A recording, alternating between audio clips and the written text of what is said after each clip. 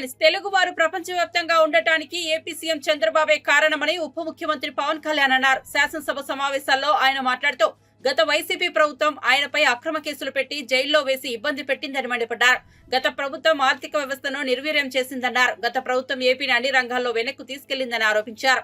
కానీ భవిష్యత్తు పట్ల చంద్రబాబు ఓ నమ్మకాన్ని తీసుకొచ్చారని పేర్కొన్నారు. అందరిలోనూ నమ్మకాన్ని తెచ్చిన సీఎంకు ఆయన ధన్యవాదాలు చెప్పారు. వైసీపీ దోపిడీ అరాచకాలను చూసే ప్రజలు కూటమి ప్రభుత్వానికి పట్టం కట్టారన్నారు.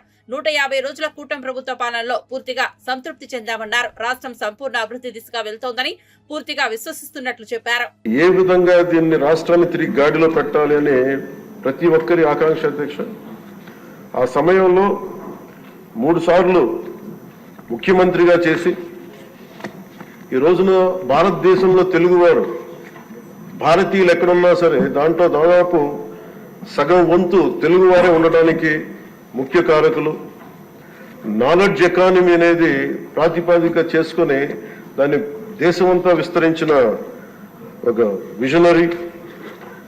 అలాంటి అనుభవం గల ఒక పాలసీ మేకర్ ముఖ్యమంత్రి. ఆయన్ని కూడా ఇబ్బందులు పెట్టి ఆ రోజు జైల్లో పెట్టినా ఆయన్ని ఎన్ని రకాలుగా పెట్టినా ఒకటే అనుకున్నాం, ఇలాంటి వారసత్వంగా వచ్చిన సమస్యలను మనం ఎలా అధిగమించగలమని. ఈరోజు నాకు 150 రోజుల గౌరవ ముఖ్యమంత్రి గారి అనుభవంతో కూడిన ఈ పాలనలో నాకు సంపూర్ణమైన విశ్వాసం ఉంది అధ్యక్ష. ఆంధ్రప్రదేశ్ $1 ట్రిలియన్ ఎకానమీగా అతి త్వరలోనే ఈ 5 సంవత్సరాలు వెళ్తుందని మనసు సంపూర్ణ విశ్వాసం ఉంది. $1 ట్రిలియన్ మన ప్రజలకు అర్థం అవడానికి 7,65,000 కోట్ల ఎకానమీ. గత ప్రభుత్వం మనల్ని ఎకానమీని నిర్వీర్యం చేసింది, ఇబ్బంది పాలు చేసింది, అన్ని రంగాల్లోనూ రాష్ట్ర ప్రభుత్వాన్ని వెనక్కి తీసుకెళ్లిపోయింది. ఈ పరిస్థితుల్లో గౌరవ ముఖ్యమంత్రి గారి అనుభవం, మీ పారదర్శకత, మీ విజనరీ దృష్టి ఇవన్నీ కూడా మాకు ఈ $1 ట్రిలియన్ ఎకానమీ వైపు పరిగెడుతున్నాయి అన్న దాంట్లో ఏమాత్రం సందేహం లేదు అధ్యక్ష. అలాగే మన గత ప్రభుత్వం చివరికి పాస్బుక్లో కూడా గత ముఖ్యమంత్రి గారి ఫోటోలు పెట్టుకోవడం, అలాగే ఏ పథకాలకైనా సరే కేవలం వారిది పెట్టుకోవడం చాలా ఇబ్బంది కలిగజేసింది అధ్యక్ష. ముఖ్యంగా ముఖ్యమంత్రి గారు వచ్చి గౌరవ ముఖ్యమంత్రి గారు వచ్చి ఎప్పుడు కూడా ఎవరికి కూడా గుర్తింపు లేనివి ఆలోచించనివి కూడా వాళ్ళని ముందుకు తీసుకొచ్చి, ఎలా ప్రకట సుబ్బారావు గారి గురించి ఎవరికి తెలియదు అధ్యక్ష, చాలా తక్కువ మందికి తెలుసు.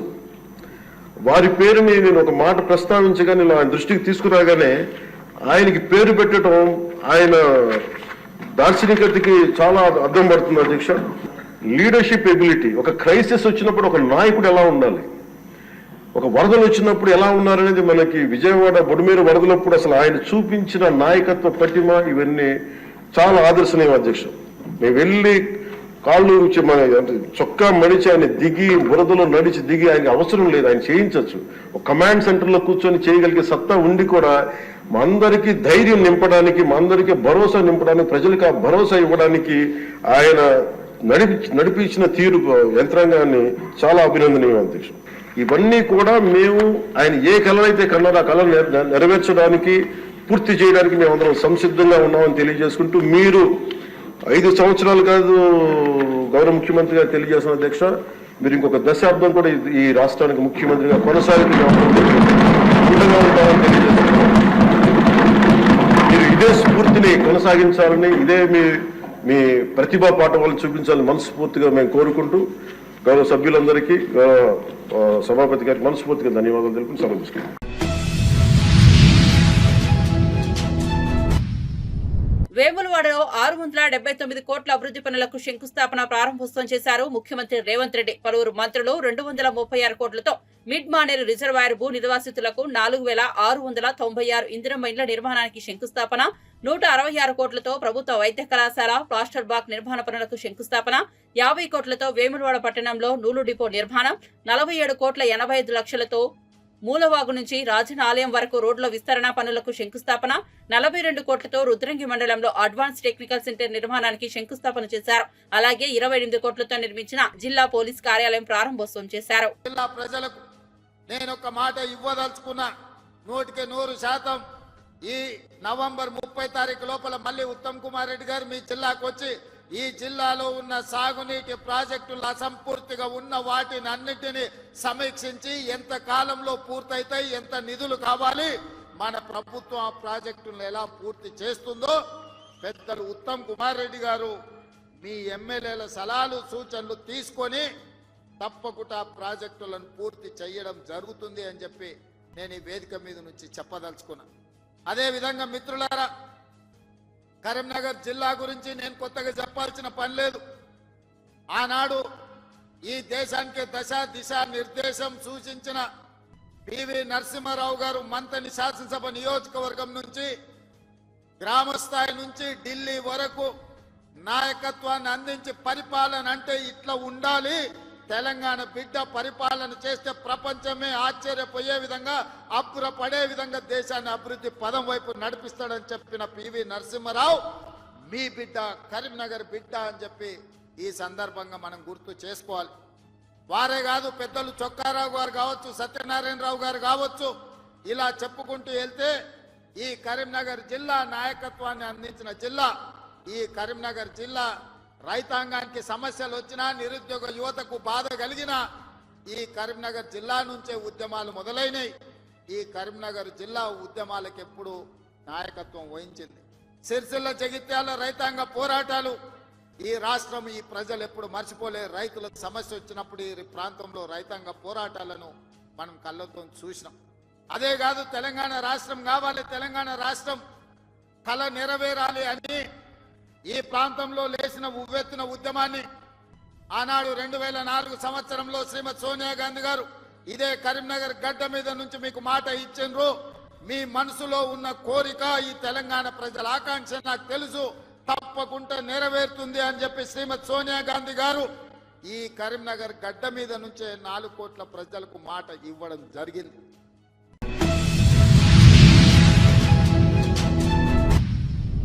ఏపీలో వాలంటీర్ల కథ ముగిసిందనే చెప్పుకోవాలి. రాష్ట్రంలో వాలంటీర్ల వ్యవస్థ మనుగడలో లేదని మంత్రి డోలా బాల వీరాంజనేయ స్వామి స్పష్టం చేశారు. గత వైసీపీ ప్రభుత్వం వాలంటీర్ల వ్యవస్థను రెన్యువల్ చేయలేదని ఆయన తెలిపారు. గత ప్రభుత్వ నిర్వాహకం వల్ల ఆ వ్యవస్థ కనుమరుగైపోయిందని అన్నారు. ఎన్నికల సమయంలో వాలంటీర్లకు ఇచ్చిన హామీలు అమలు చేసేందుకు తమ ప్రభుత్వం ప్రయత్నించిందని బాల వీరాంజనేయ స్వామి తెలిపారు. కానీ లేని వాలంటీర్లకు జీతాలు ఎలా ఇవ్వాలని ప్రశ్నించారు. వాలంటీర్లు విధుల్లో ఉంటే వారిని కొనసాగించే వాళ్ళమని చెప్పారు. 2023 ఆగస్టు నుంచి వాలంటీర్ వ్యవస్థ ఉనికిలో లేదని తెలిపారు. ఎన్నికలకు ముందు వారితో రాజీనామా చేయించారని, ప్రస్తుతం రాష్ట్రంలో వాలంటీర్లు లేరని చెప్పారు. చూసుకుంటే 2023 సెప్టెంబర్ వాళ్ళు జీవో ఇవ్వలేదు అధ్యక్ష. అంటే వాళ్ళు ఉన్నటువంటి ప్రకారం జీవో నంబర్ RT 20 29/9/22 ఇచ్చిన జీవో ప్రకారం 15/8/22 నుంచి 14/8/23 వరకు గ్రామ వార్డు సచివాలయాలుగా ఉన్నటువంటి వాలంటీర్లు రెన్యువల్ చేసుకుంటూ ఇచ్చారు అధ్యక్ష. ఆ తర్వాత వాళ్ళు మొన్న దిగిపోయేంత వరకు వాళ్ళకు సంబంధించినటువంటి జీవోలు ఇవ్వలేదు అధ్యక్ష. నేను మిమ్మల్ని అడుగుతాను అధ్యక్ష, ఆ తర్వాత వాళ్ళు పదవుల్లో ఉన్నారా లేదా అధ్యక్ష? జీవో ఇవ్వలేదు, రెన్యువల్ చేయలేదు, లేని వాళ్ళని రాజీనామా చేయించారు. అంటే ఇది ఒక ఫేక్ ప్రపంచం అధ్యక్ష. లేని వాళ్ళ చేత రాజీనామాలు చేయించారు, లేని వాళ్ళ చేత ఎలక్షన్ కోడ్ అన్నారు. ఎలా చేస్తారు అధ్యక్ష? ఇది ప్రజలను తప్పుదోవ పట్టించారు, వాళ్ళ నమ్ముకున్నటువంటి కార్యకర్తలు తప్పుదోవ పట్టించారు, ప్రభుత్వాన్ని తప్పుదోవ పట్టించారు. మాకు కూడా తెలియదు అధ్యక్ష. వారు చెప్పినట్లుగా మేము రెన్యువల్ చేద్దాం అనుకున్నాం అధ్యక్ష. మా ముఖ్యమంత్రి గారు క్యాబినెట్ తీసుకొద్దామని చెప్పారు అధ్యక్ష. తీసుకొచ్చి చూస్తే అధ్యక్ష, ఇవి మాకు వచ్చినటువంటిది వాళ్ళు ఉద్యోగాల్లో లేరని, అటువంటి వాళ్ళని కొనసాగించలేమని చెప్పేసి మేము చెప్పడం జరిగింది అధ్యక్ష. సర్వీస్లో లేకుండానే వారి చేత రాజీనామాలే ఫేక్ ఆట. వాలంటీర్ సేవలో సాంకేతిక కారణాల వల్ల వాళ్ళని మేము కొనసాగించాలని పరిస్థితి అధ్యక్ష. ముఖ్యమంత్రి గారు అయినప్పటికీ కూడాను పరిశీలించండి, ఏమైనా అవకాశాలు ఉంటాయో చూడమన్నారు అధ్యక్ష. ఇంకో విచిత్రం ఏంటంటే అధ్యక్ష, వాళ్ళు ఉద్యోగాల్లో లేరు, అయినప్పటికీ కూడా మే వరకు జీతాలు చెల్లించారు. ఎలా సాధ్యమైంది అధ్యక్ష? ఇది ఆర్థిక వ్యవస్థను అస్తవ్యస్త పరిస్థితి. ఇదొక సాక్ష్యం అధ్యక్ష. ఇక్కడ పనిచేసినటువంటి వాలంటీర్ల మీద మాకు చిన్న చూపు లేదు, దాని మీద మేము లోతుగా పోవడం లేదు అధ్యక్ష. వాళ్ళని సహృదయంతో చూద్దాం అన్నాం. వారు చెప్పిన మాటే ఉంటే కదా అధ్యక్ష కొనసాగించడానికి, లేనిదాన్ని ఎలా కొనసాగిస్తాం అధ్యక్ష? నేను సమాచారం అదే ఇచ్చాను అధ్యక్ష. లేరు కాబట్టి చేయలేకపోయాం. ఇంకోటి, ఈ వ్యవస్థ మీద ముఖ్యమంత్రి గారు ఇంకోటి చెప్పారు అధ్యక్ష, సమగ్రంగా పరిశీలన చేయండి అని కూడా చెప్పారు అధ్యక్ష. ఇక్కడ చాలా అభ్యంతరాలు వచ్చినాయి అధ్యక్ష. అసలు ఉద్యోగాల్లో లేనటువంటి వాళ్ళ రాజీనామాలు, ఉద్యోగాల్లో లేనటువంటి వారికి జీతభత్యాలు.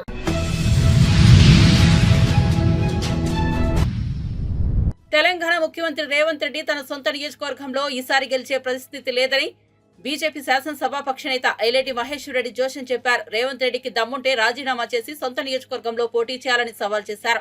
ఆయన మళ్లీ పోటీ చేస్తే ఓడించడం ఖాయమన్నారు. కాంగ్రెస్ పాలనపై ప్రజల్లోకి వెళ్లి తెలుసుకోవాలని సూచించారు. ఆయన మీడియా సమావేశంలో మాట్లాడుతూ ఎన్నికలకు ముందు ఇచ్చిన ఏ హామీని కూడా ప్రభుత్వం నెరవేర్చలేదని విమర్శించారు. హామీలపై ఎక్కడ సభ పెట్టినా చర్చకు సిద్ధమని సవాల్ చేశారు. లగచర్లలో భూసేకరణ పేరుతో గిరిజనులను వేధిస్తున్నారని ఆరోపించారు. కాంగ్రెస్ నిర్వహిస్తున్నవి ప్రజా విజయోత్సవాలు కాదని వంచనోత్సవాలని ఎద్దేవా చేశారు.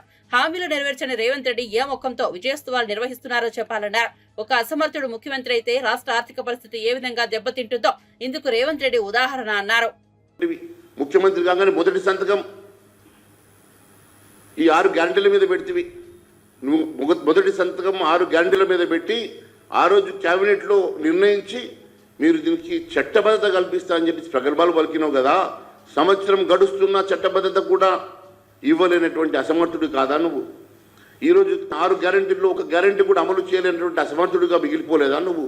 ఈరోజు 6 గ్యారంటీలు అమలు చేయలేక 420 హామీలు అమలు చేయలేక పూర్తిగా అసమర్థుడిగా మిగిలిపోయిన ముఖ్యమంత్రి గారు ఏ ముఖం పెట్టుకొని ఈరోజు విజయోత్సవాలు చేసుకుంటున్నారో ప్రజానీకానికి చెప్పాల్సినటువంటి అవసరం ఉన్నది తెలియజేస్తా ఉన్నాను. ఏం ఉరగబెట్టారని చెప్పి ఈ విజయోత్సవాలు చేసుకుంటా ఉన్నారు, ఏం వెలగబెట్టినారని చెప్పేసి, ఏం పొడిచినారని చెప్పేసి విజయోత్సవాలు చేసుకుంటున్నారో ప్రజానీకానికి చెప్పాల్సినటువంటి అవసరం ఉన్నది. అసెంబ్లీ ఎన్నికల సందర్భంగా మేనిఫెస్టోలో ఇచ్చినటువంటి హామీలు నెరవేర్చలే, 420 హామీలు నెరవేర్చలేదు, 6 గ్యారంటీలు అమలు చేయలేదు, చట్టబద్ధత కల్పించలేదు. మరి దానికోసమే ఈ విజయోత్సవాలు చేస్తున్నారా? ప్రజల్ని మోసం చేసినాం, మోసపూరిత హామీలు ఇచ్చినాం కాబట్టే మేము విజయోత్సవాలు, మోసం చేసినందుకు మేము విజయోత్సవాలు చేసుకుంటున్నాం అని చెప్పేసి మీరు ఈ విజయోత్సవాలు చేసుకుంటున్నారా? ప్రజలకు వంచన చేసినటువంటి వంచనోత్సవాలు చేసుకోవాలి మీరు. అంతేకాదు మీ నాయకులైతే ఏకంగా 6 గ్యారంటీల మీద చట్టబద్ధత కోసం బాండ్లు రిలీజ్ చేసుకున్నారు. ఎన్నికల్లో బాండ్లు ఇచ్చి మరి మేము చట్టబద్ధత కల్పిస్తామని చెప్పి బాండ్లు కూడా ఇచ్చుకొని మీరు ఎన్నికల్లో పోయింది కదా. ఈరోజు ఏ ముఖం పెట్టుకొని ప్రజలకు వెళ్తారని చెప్పి మేము ప్రశ్నిస్తున్నాం. ప్రజలకు వెళ్ళే ముఖం లేదు, ప్రజల్లోకి వెళ్ళేటువంటి లేక నిర్బంధమైనటువంటి పాలన, పోలీసులను అడ్డం పెట్టేసుకొని నిర్బంధించినటువంటి పాలనతో డబ్బులు ఇచ్చి నలుగురు జమ చేసుకొని ఒక విజయోత్సవ సభ చేసేసి విజయోత్సవ చేతులు దులుపుకోవడం కాదు. నిజంగా దమ్ము ధైర్యం ఉంటే రా ప్రజల్లోకి వెళ్దాం, ప్రజలు ఏమనుకుంటున్నారో చూద్దాం. మీరు చెప్పండి ఎక్కడంటే అక్కడ మేము సభ పెట్టడానికి సిద్ధంగా ఉన్నాం, మీరు ఎక్కడ సభ పెడతారో చెప్పండి, మేము వస్తాం, ప్రజలు ఏమనుకుంటున్నారో అక్కడ తేల్చుకుందాం. నీ స్వంత నియోజకవర్గం కొడంగల్లో జరుగుతున్నటువంటి అంశాలను కూడా నువ్వు ఈరోజు పరిగణలోకి తీసుకునే పరిస్థితుల్లో లేవు. నీ స్వంత నియోజకవర్గంలో గిరిజన బిడ్డల మీద జరిగినటువంటి దాడి కానీ, గిరిజన బిడ్డలను ఏపీ అసెంబ్లీలో నిర్వహిస్తున్న ప్రశ్నోత్తరాల్లో గందరగోళం నెలకొంది. అధికారుల నిర్లక్ష్యమే దీనికి కారణమంటూ స్పీకర్ అయ్యన్న పాత్రుడు ఆగ్రహం వ్యక్తం చేశారు. ఒక శాఖకు వచ్చిన ప్రశ్నలను వేరే శాఖలకు ఎలా పంపుతారని ప్రశ్నించారు. ఇళ్ల స్థలాలు, ఇళ్ల పంపిణీకి సంబంధించిన ప్రశ్న రెవెన్యూకు ఎలా వేస్తారన్నారు. అధికారులు అప్రమత్తంగా ఉండాలని హితవు పలికారు. గోదావరి పుష్కరాల పనులపై జలవనరుల శాఖ మంత్రి నిమ్మల రామానాయుడు శాసనసభలో ప్రశ్న ఎదురైంది. ఇదే సమయంలో మండలిలో గాలేరు నగరి హంద్రీనివా అనుసంధాన ప్రాజెక్టుపై ప్రశ్న వచ్చింది. ఒకే మంత్రికి ఉభయ సభల్లో ప్రశ్న ఎలా వేస్తారని అధికారులను స్పీకర్ ప్రశ్నించారు.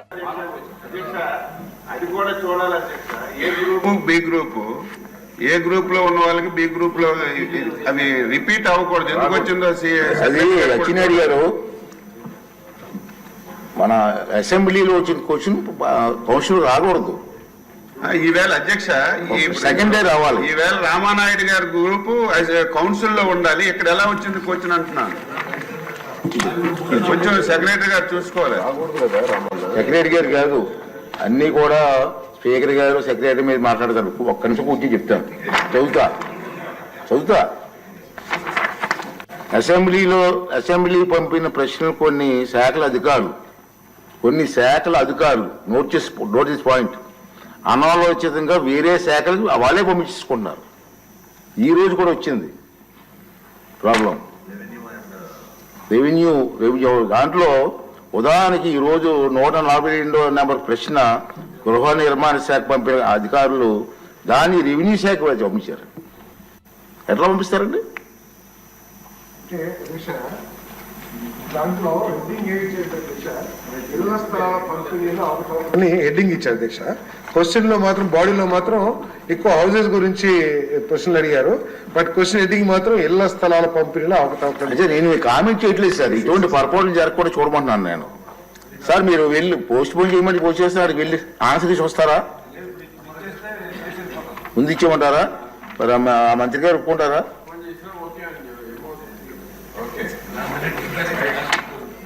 చెప్పనండి సార్, నిర్ణయం పెద్దల నిర్ణయం కూడా తీసుకోవాలి కదా.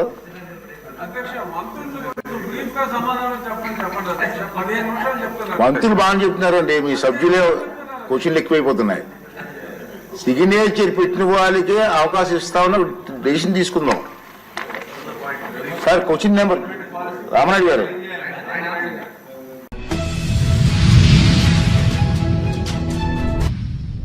సోషల్ మీడియాలో అసభ్యకర పోస్టులు పెట్టే వారిని కఠినంగా శిక్షించాలని ఏపీ కాంగ్రెస్ అధ్యక్షురాలు వైఎస్ షర్మిల డిమాండ్ చేశారు. అసభ్య పోస్టుల వెనుక ఎంత పెద్ద తలకాయలు ఉన్నా ఏ ప్యాలెస్ లో దాక్కున్నా పోలీసులు వదిలిపెట్టవద్దని డిమాండ్ చేశారు. కడపలో నిర్వహించిన మీడియా సమావేశంలో ఆమె మాట్లాడారు. తనతో పాటు వైఎస్ విజయమ్మ, సునీతపై పోస్టులు పెట్టింది వైఎస్ఆర్సీపీ ఎంపీ అవినాష్ రెడ్డి అని పోలీసులు నిర్ధారణకు వచ్చారని, అలాంటప్పుడు ఆయన ఎందుకు విచారించడం లేదని ప్రశ్నించారు. సోషల్ మీడియాలో అసభ్యకర పోస్టులకు సజ్జల భార్గవరెడ్డి మూల కారణమన్నారు. ఇప్పుడు ఎవరైతే సోషల్ మీడియాలో పోస్టు పెట్టారో వాళ్ళే డైరెక్ట్ గా అవినాష్ రెడ్డి గారు ఆదేశాల మేరకే ఇదంతా జరిగింది అని అంత స్పష్టంగా చెప్పినప్పుడు పోలీసులకి అవినాష్ రెడ్డిని విచారించాల్సిన బాధ్యత లేదా?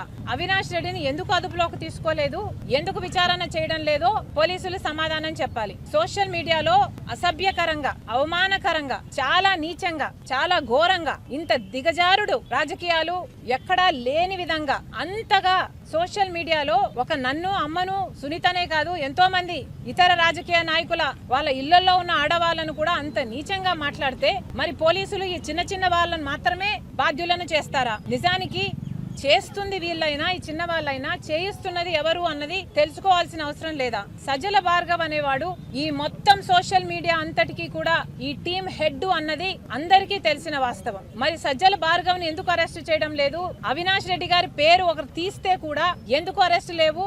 మీరు చేస్తున్న వాళ్ళతో మాత్రమే ఆపేస్తే, చేయించిన వాళ్ళకి ఎటువంటి శిక్ష పడకపోతే చేయించే వాళ్ళు ఇంకొకరితో మళ్ళీ ఇదే పని చేయించగలరు. కాబట్టి దీని మూలం ఎక్కడుందో కనుక్కోండి. ఎంక్వైరీలు ఎవరిని చేయాలో, ఏ పెద్ద తలకాయలు అందరినీ ఎవరెవరిని చేయాలో, ఎంత పెద్ద తలకాయ అయినా పర్వాలేదు, ఏ ప్యాలెస్లలో బ్రతుకుతున్నా పర్వాలేదు, కానీ పోలీసుల బాధ్యత దీని మూలాలు వెతకాలి, వాళ్ళను అదుపులోకి తీసుకోవాలి, ఎంక్వైరీలు చేయాలి, శిక్ష పడాలి. అప్పుడే ఆడవాళ్లకు కొంచెమైనా భద్రత కలుగుతుంది. నేను కేసు పెట్టాలి అంటే దానికి కొన్ని పొలిటికల్ ఇంప్లికేషన్స్ ఉండొచ్చు. బికాస్ నేను కాంగ్రెస్ పార్టీ అధ్యక్షురాలిగా నాకు అంత లిబర్టీ ఉండకపోవచ్చు, కానీ ఇది ఒక సోషల్ కాజ్. నేను కేసు పెడితే దీనికి ఒక పొలిటికల్ రంగు పూసినట్టు అవుతుంది. That's not what we want hear.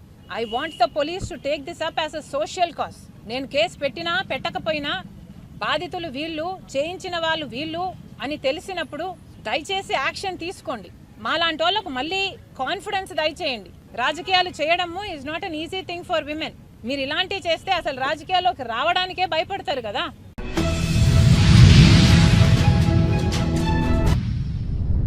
ప్రజలకు ఇచ్చిన హామీల అమలు విషయంలో ఆర్థిక క్రమశిక్షణ పాటిస్తూ ఒక్కో హామీని అమలు చేస్తున్నామని మంత్రి శ్రీధర్ బాబు అన్నారు. పిసిసి అధ్యక్షుడిగా ఇచ్చిన మాటను సీఎం హోదాలో రేవంత్ రెడ్డి నెరవేర్చారని అన్నారు. వేములవాడ సభలో ప్రసంగించిన ఆయన పెండింగ్ లో ఉన్న సమస్యల పరిష్కారానికి ప్రభుత్వం చర్యలు తీసుకుంటోందని, గతంలో ప్రజలకు ఇచ్చిన హామీ మేరకు ఆర్ఎండ్ డిపో ఏర్పాటు చేశామన్నారు. ఉమ్మడి కరీంనగర్ జిల్లాలో ప్రతి ఎకరా సాగు అయ్యే దిశగా చర్యలు తీసుకుంటున్నట్లు తెలిపారు. కాంగ్రెస్ ఏడాది పాలనపై మీ ఆశీర్వాదం కోసం ఇక్కడికి సీఎం సహా మేమంతా వచ్చామని, రాబోయే 4 ఏళ్లు దిగ్విజయంగా ప్రజా సంక్షేమానికి పెద్ద ఎత్తున కార్యాచరణ తీసుకుపోతున్నామన్నారు. నిరంతరం ప్రజల్లో తిరిగే శ్రమజీవి ప్రభుత్వ వేములవాడ అభివృద్ధికి కట్టుబడి ఉన్నారన్నారు. కోర్టులో కేసులు కొట్లాడు, ఇంకో ప్రక్కన ప్రజా సమస్యలను ప్రతిపక్షంలో ఉండి వారి పక్షాన గొంతు విప్పడానికి ప్రయత్నం చేసిన మా ఆది శ్రీనివాస్ గారికి వేములవాడ నియోజకవర్గానికి సంబంధించిన ప్రజలు పట్టం కట్టి ప్రజా సంక్షేమానికి సంబంధించిన అంశం విషయంలో మీరందరూ ఆశీర్వాదం ఇచ్చినందుకు కూడా మీ అందరికి కూడా హృదయపూర్వకంగా కృతజ్ఞత తెలియజేస్తా ఉన్నాం. అదేవిధంగా సిరిసిల్ల నియోజకవర్గానికి సంబంధించి అనేక సంవత్సరాలుగా పెండింగ్ ఉన్న అనేక సమస్యలు మా తుమ్మల నాగేశ్వరరావు గారు ఎప్పుడు చెప్తా ఉంటారు. మేము మేనిఫెస్టోలో 6 గ్యారెంటీలతో పాటు వేదికపై కూర్చున్న మా సీనియర్ నాయకులమందరం కూడా చర్చించి అనేక అంశాలను పెట్టినాం. ఈరోజు రాష్ట్ర ప్రజలందరికీ మేము తెలియజేస్తా ఉన్నాం, ఏ విధంగానైతే ఒక క్రమశిక్షణతో ఆర్థిక క్రమశిక్షణ తీసుకొచ్చి ఒకటి తర్వాత ఒకటి ప్రజలకిచ్చిన వాగ్దానాలని అమలు చేసే ప్రయత్నంలో వెనుకాడకుండా ముందుకెళ్తా ఉన్నామో, ఈరోజు ముఖ్యమంత్రి గారు అదేవిధంగా తుమ్మల నాగేశ్వరరావు గారు యాన్ డిపోనే ఒక ఉదాహరణ. సిరిసిల్లలో ఉన్న మన నేతన్న కార్మిక సోదరులకి అనేక సంవత్సరాలుగా వేచి చూస్తా ఉన్న ఈ యాన్ డిపోను తీసుకొచ్చాం, మాట చెప్పాం, మాట పైన నిలబెట్టామని ఈరోజు మేము మనవి చేస్తా ఉన్నాం. ఉమ్మడి జిల్లాకు సంబంధించి వేములవాడ, రాజన్న సిరిసిల్ల జిల్లాకు సంబంధించిన మా రైతు సోదరులు గాని కార్మిక సోదరులు గాని ఈనాడు ఇక్కడ ఉంటున్న అనేక మంది సాధారణ ప్రజానికానికి మేము మనవి చేస్తా ఉన్నాం. ఇచ్చిన ప్రతి మాటను నిలబెట్టుకోవడానికి ఈరోజు సంవత్సరం పూర్తవుతున్న సందర్భంలో రాజన్నను దర్శించి ఆశీస్సులు తీసుకోవాలని, దాని తదుపరి ఈ నియోజకవర్గాలకు సంబంధించిన మా మహిళా సోదరుమల్లే కానీ మా మిత్రులందరి సహకారం ఆశీర్వాదం తీసుకోవడానికి ముఖ్యమంత్రి గారితో పాటు మేమందరం కూడా రావటం జరిగింది.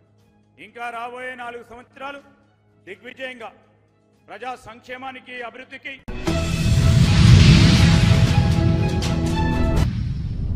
రాష్ట్రంలో టిడ్కో ఇళ్లపై మంత్రి పొంగూరు నారాయణ కీలక ప్రకటన చేశారు. ఏపీ శాసనమండలిలో ప్రశ్నోత్తరాల సమయంలో మంత్రి నారాయణ టిడ్కో ఇళ్లపై సమాధానమిచ్చారు. గత వైసీపీ ప్రభుత్వం టిడ్కో ఇళ్ల కోసం 5,546.48 కోట్ల రుణం వివిధ రూపాల్లో తీసుకుందన్నారు. గత ప్రభుత్వం మాపై కక్షతో లబ్ధిదారుల పట్ల దారుణంగా వ్యవహరించిందని ఆయన పేర్కొన్నారు. 2014లో టీడీపీ అధికారంలోకి వచ్చిన తర్వాత 7,1480 ఇళ్లకు కేంద్రం నుంచి అనుమతి తీసుకుని 5 లక్షల ఇళ్ల నిర్మాణానికి పాలనాపరమైన అనుమతులు కూడా ఇచ్చామని గుర్తు చేశారు. వీటిలో 3,13,832 ఇళ్లు టీడీపీ అధికారంలో ఉన్నప్పుడే గ్రౌండ్ అయ్యాయి. గత వైసీపీ ప్రభుత్వం కక్షపూరిత ధోరణితో మొత్తం 5 లక్షల ఇళ్లలో 2,38,360 ఇళ్లను రద్దు చేసి కేవలం 2,61,660 ఇళ్లు మాత్రమే టేకప్ చేసిందని మంత్రి నారాయణ మండిపడ్డారు. పిల్లలతో ఎంత ఆనందంగా ఉండే ఇళ్లు కట్టమని దాన్ని దృష్టిలో పెట్టుకుని యాక్చువల్గా ఆ రోజు కేంద్ర ప్రభుత్వం ఇచ్చిన ఆ యొక్క ప్రోగ్రాంలో 7,01,481 ఇళ్లు తెచ్చారు అధ్యక్ష ఈ రాష్ట్రానికి. అందులో 5 లక్షల ఇళ్లకి అడ్మినిస్ట్రేటివ్ క్లియరెన్స్ ఇచ్చాం. దాంట్లో 4,54,704 ఇళ్లకి 2017 జూలైలో టెండర్స్ పిలిచాం అధ్యక్ష.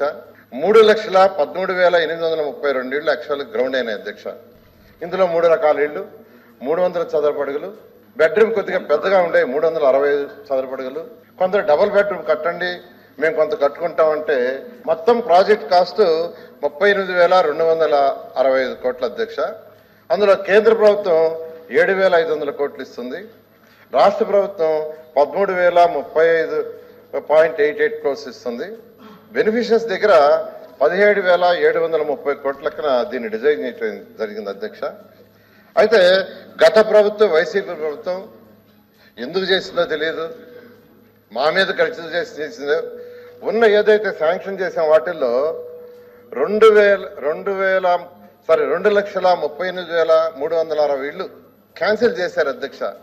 2,38,360 ఇళ్లను క్యాన్సిల్ చేసి కేవలం 2,61,640 ఇళ్లు మాత్రమే టేకప్ చేస్తామని టేకప్ చేశారు అధ్యక్ష. బంజారాహిల్స్ లోని నందినగర్ నివాసంలో BRS party working president KTR ను టీటీడీ చైర్మన్ బీఆర్ నాయుడు మర్యాద పూర్వకంగా కలిశారు. కేటీఆర్ కు బీఆర్ నాయుడు వెంకటేశ్వర స్వామి వారి తీర్థ ప్రసాదాలను అందజేశారు. ఈ సందర్భంగా కేటీఆర్ బీఆర్ నాయుడుకి శాల్వా కప్పి వెంకటేశ్వర స్వామి జ్ఞాపికను అందజేశారు. తిరుమలకు వచ్చే తెలంగాణ భక్తుల దర్శనానికి తెలంగాణ ఎంపీలు, ఎమ్మెల్యేలు, ఎమ్మెల్సీలు ఇచ్చే లేఖలను పరిగణలోనికి తీసుకోవాలని టీటీడీ చైర్మన్ కు కేటీఆర్ విజ్ఞప్తి చేశారు. అలాగే కరీంనగర్ లో, సిరిసిల్లలో గతంలో శంకుస్థాపన చేసిన టీటీడీ దేవాలయాల నిర్మాణాలు శరవేగంగా పూర్తయ్యేలా సహకరించాలని కోరారు.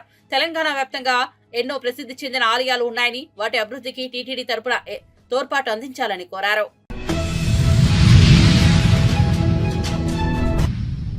టీటీడీ పాలక మండలి నిర్ణయాలను కేంద్ర మంత్రి కిషన్ రెడ్డి కొనియాడారు. తిరుమల శ్రీవారిని ఆయన దర్శించుకున్నారు. వీఐపీ ప్రారంభ విరామ దర్శన సమయంలో ఆయన స్వామివారి సేవలో పాల్గొన్నారు.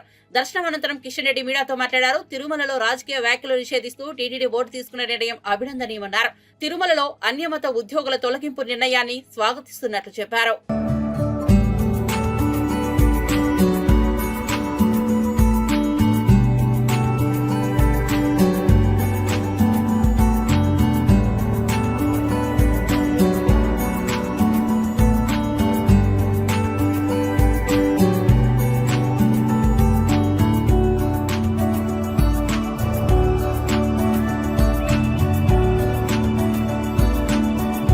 పార్లమెంట్ ఎన్నికల తర్వాత కేంద్ర మంత్రిగా నరేంద్ర మోడీ గారి ప్రభుత్వంలో బాధ్యతలు చేపట్టిన తర్వాత మొదటిసారి స్వామివారి ఆశీస్సుల కోసం రావడం జరిగింది. చాలా సంతోషం. ఇటీవల నియమితమైనటువంటి తిరుమల తిరుపతి దేవస్థానానికి సంబంధించినటువంటి బోర్డు మొదటి సమావేశంలో కొన్ని సానుకూలమైనటువంటి అద్భుతమైనటువంటి నిర్ణయాలు తీసుకోవడం జరిగింది. ఈ నిర్ణయాలు తీసుకున్నందుకు బోర్డు చైర్మన్ గారికి ధన్యవాదాలు తెలియజేస్తా ఉన్నాను. గత అనేక సంవత్సరాలుగా దశాబ్దాలుగా చర్చ జరుగుతున్నటువంటి అంశం. కొన్ని ప్రముఖ దేవస్థానాలలో అన్యమతస్థులు ఉంటున్నారు. కారణంగా కొన్ని అక్కడక్కడ ఇబ్బందులు వస్తున్నటువంటి విషయం మనం స్వయంగా చూశాము. తిరుమల తిరుపతి దేవస్థానానికి సంబంధించినటువంటి ట్రస్ట్ బోర్డు మొదటి సమావేశంలో అన్యమతస్థులు మరి ఉంటే వాళ్ళను వేరే ప్రాంతానికి పంపిస్తామనే నిర్ణయం తీసుకోవడం ఏదైతున్నదో నేను చాలా సంతోషం వ్యక్తం చేస్తా ఉన్నాను, హర్షం వ్యక్తం చేస్తా ఉన్నాను, స్వాగతం పలుకుతా ఉన్నాను. ఎక్కడైనా సరే ఏ మతమైనప్పటికీ కూడా వారి వారి మత విశ్వాసాలు ఉన్నటువంటి వాళ్ళే ఆ ప్రాంగణంలో పనిచేస్తే బాగుంటుంది అనేది నా అభిప్రాయం. ఇటీవల జరిగినటువంటి కొన్ని సంఘటనలు మన తిరుమల తిరుపతికే కాకుండా దేశమంతా ప్రపంచమంతా హిందువుల హృదయాలలో బాధ కలిగిన విషయం మనకందరికీ తెలుసు. ఆ రకమైనటువంటి సంఘటనలు పునరావృతం కాకుండా తిరుమల యొక్క పవిత్రతను, కోట్లాది మంది యొక్క ప్రజల విశ్వాసాన్ని కాపాడాలని నేను ఈ సందర్భంగా కోరుకుంటున్నాను.